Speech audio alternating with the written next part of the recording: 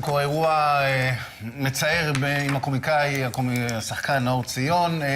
אנחנו לא ניכנס ממש לתוך האירוע, נראה לכם קטע קצר, מה שצולם מצלמות האבטחה, בו נאור ציון נראה אכן מאוד כועס. בואו נראה את הקטע הקצר הזה ברשותכם, אפשר?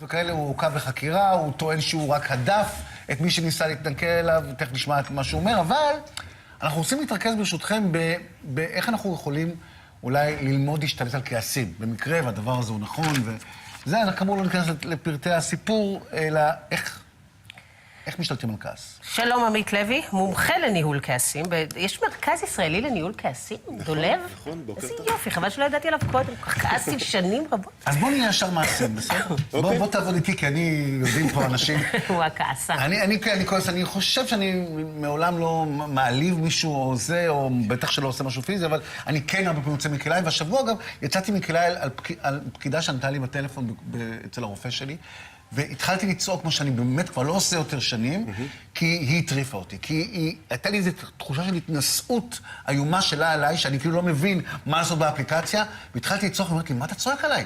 מי אתה שתצעק עליי? והיא צדקה נורא. צודקת. זה רק כי הייתי חולה ולא הרגעתי. היא צדקה נורא. עכשיו, איך משתלטים על הכעס הזה? בטח על כעס פיזי. קודם כל, חשוב להבדיל בין שני דברים, בין כעס, שזה העוררות הרגשית שלך, לבין התוקפנות, שזה מה שאתה עושה איתו. באורח פלא תמיד אומרים, לנהל את הכעסים, זה כאילו להדחיק את הרגש של הכעס, וזה לא נכון. כעס זה רגש שהוא לגיטימי, זאת אומרת, אתה יכול להגיד, רגע, אני כועס, למה את מתייחסת אליי ככה? התגובה התוקפנית היא התגובה. איך עוצרים אותה? איך לא מרימים את הכל? שזה דבר מיותר. מה שמניע את התגובה התוקפנית זה מנגנון שקיים אצלנו במוח, שקוראים לו fight or flight. זה מנגנון קדום מאוד. 1 או 2, כאילו לברוח או להישאר, נכון? להילחם. להילחם או לברוח. או לברוח. כן. זה מנגנון קדום שהגן עלינו פעם שהיינו האדם הקדמון מפני איומים, שראינו דוב, אז היינו או שמחסלים אותו. הישרדותי לחלוטין. ממש. מה שקורה לך ברגע שאתה מנסה לעשות משהו באפליקציה, והפקידה אומרת לך, רגע, אתה לא מצליח, תעשה ככה, אצלך מתחולל מנגנון אוטומטי, לא מודע.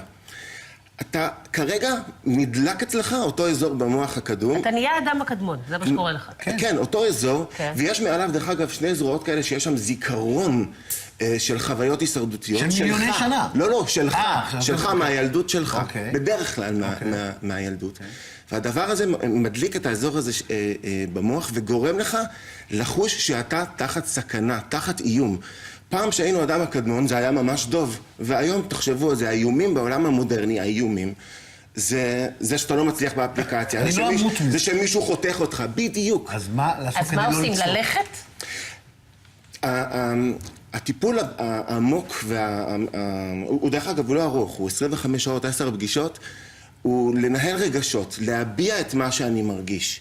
אוקיי? כי בעצם... להגיד לה, תשמעי, אני נורא כועס עכשיו, אני סופר עד 10. למי, לפקידה בזה? מה פתאום? לספור עד 10 זה טכניקה שהיא... אגב, זה טכניקה. זה טכניקה שהיא SOS, אם אתה רוצה, נדבר על זה. אתה יודע מה, בוא נתחיל עם מה עושים קודם כל. כן.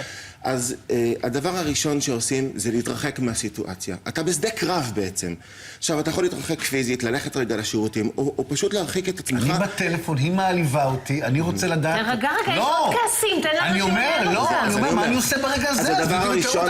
מה עושים? אז אני נותן לך את הכלי שהוא שוב של ה-SOS.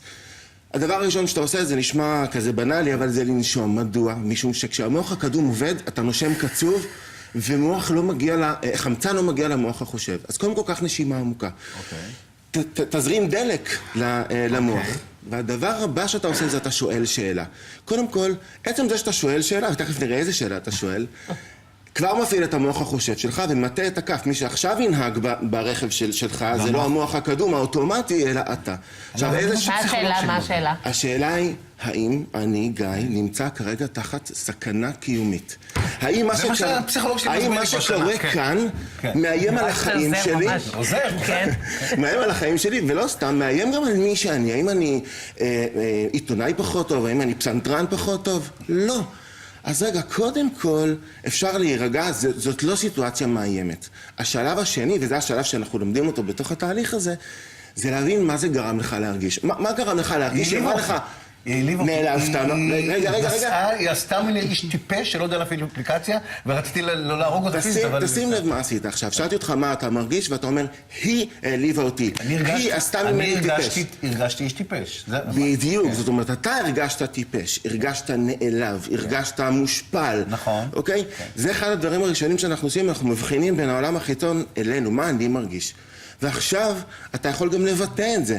להגיד, תראי, כשאת משוחחת איתי ככה, אני מרגיש, זה קצת משפיל אותי, אני מרגיש שאני לא מסתדר עם זה, אני מרגיש כועס. אתה יכול לבטא את זה, שזה מחליף בעצם את הצורה התוקפנית של הבעת הרגשות. כשאתה דופק על השולחן, לא אתה, נניח סתם כשאתה דופק על השולחן, אתה בעצם פורק את כל הדבר הזה. אני מתוסכל, אני מושפל, אני מרגיש שאני לא בסדר, שאני לא שווה. ובמקום זה, אפשר להביע את זה במילים. כמה עולה קורס? אני רוצה לרשום אותו.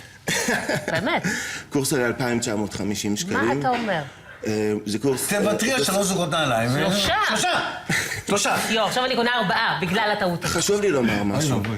אנשים חושבים שכעס זה משהו שהוא מולד. ואני שומע הרבה פעמים, אני מעדה הזאת... תראה, למשל, מילה, אני רוצה לשמוע 20 שניות, אבל אנשים שמרביצים באופן, אתה יודע, סדרתי, זה לא משהו ש... זה משהו שמה. זה סך הכל ביטוי תוקפני ואלים, אלים פיזית של כעס. אני יכול לומר עוד... במשפטון, כי יש לנו... יש באתר שלנו של דולב, המרכז הישראלי לניהול כעס, שאלון ניהול כעס. הוא מבוסס מחקר מדעי, ומי שרוצה לראות איפה הוא נמצא בהשכלה של הכעס, יכול להיכנס ולמלא אותו. יפה, עמית, אתה איש מאוד מרגיע. כן, אנחנו נביא אותו לפה... כל יום אם אפשר. לא כל יום, מדי פעם. תודה.